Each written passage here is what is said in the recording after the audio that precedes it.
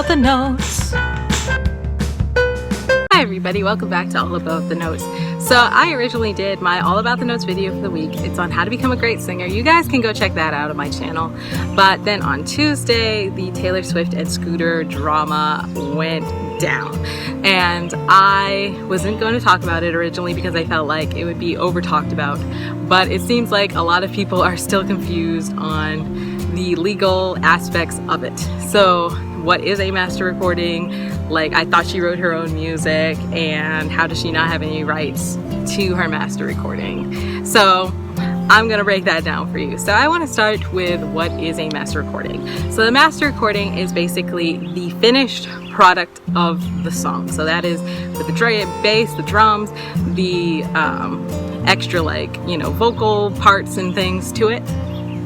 Now a song itself is basically the lyrics, the composition, the main, the focal melody points.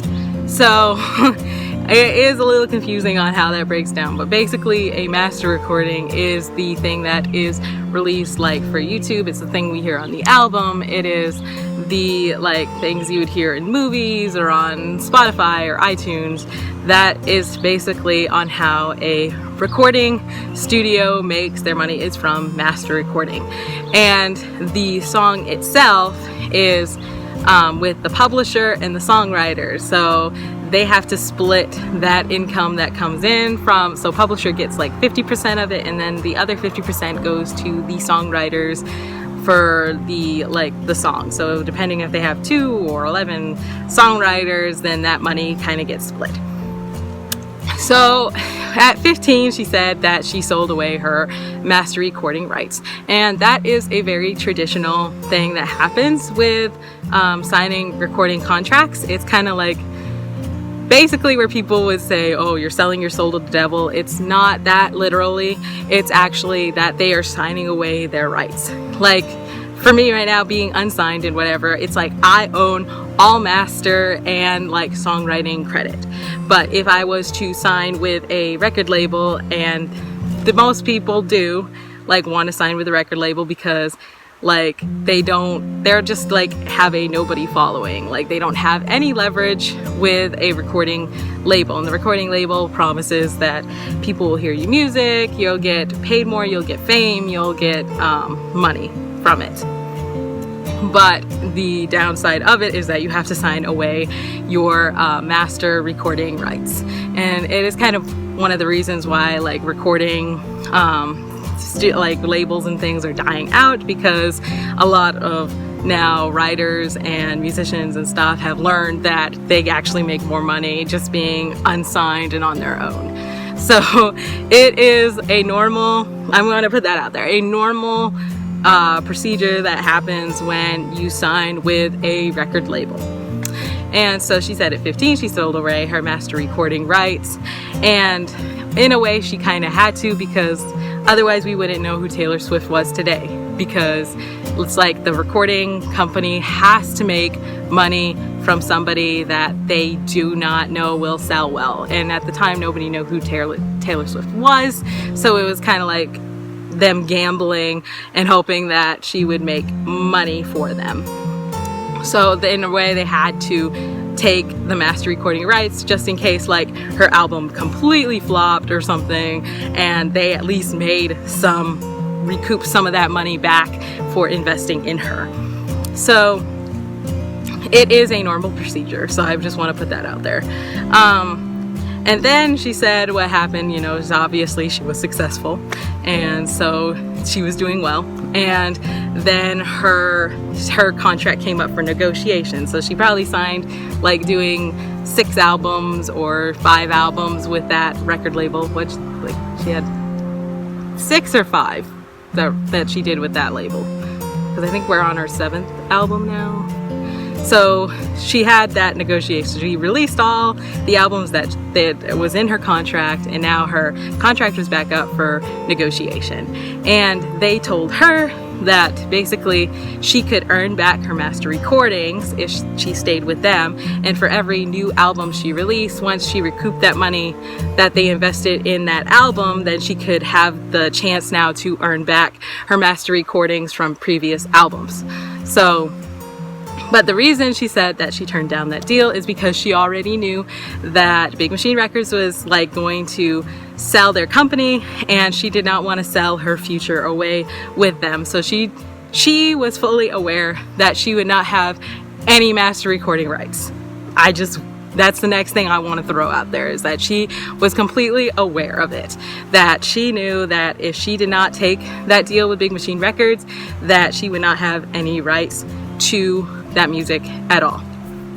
And therefore she went with Republic Records, and now she actually gets a percentage of the master recordings. And like I said, it's because now she is Taylor Swift. Like, we know who Taylor Swift is, so she had leverage with Republic Records, and therefore they were like, okay, yeah, we'll give you some of your percentage of the masters because we already know you're Taylor Swift and you're gonna make tons of money anyway.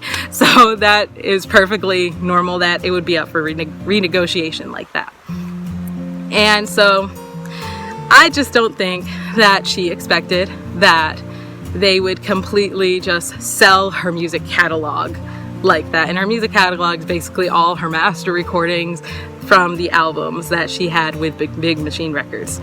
And so I think she thought that maybe she would have a chance to earn, like, to buy them back, you know, like, so she could be a seller. Because you have to think of like music catalogs as like stock, and it is very common that a lot of like rich, that's why we have so many like rich producers and things like that. It's because they buy these catalogs. Basically, like, you try to sell away, like some of these artists, they sell away some of their master percentage, and they basically, so that way, because they're broke or whatever, and so somebody else will like buy into it. So it has become like, it is a way to make money.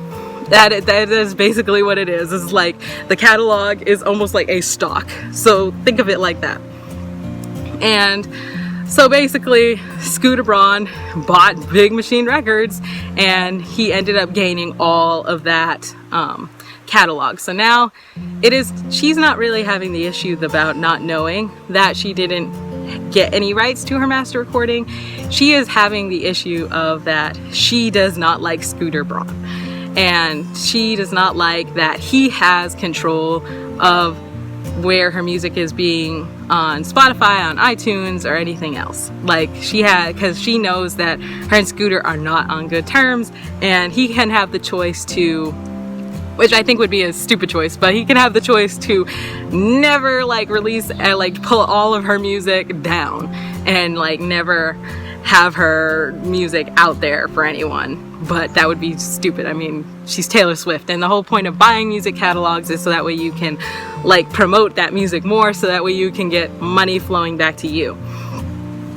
And so she's concerned that like, okay, he's might put my music in like this commercial that I don't approve of. Because I bet originally, like, the record label Big Machine with her, like, I bet she was like, I don't want that in this commercial, I don't want it here, and I don't want it there.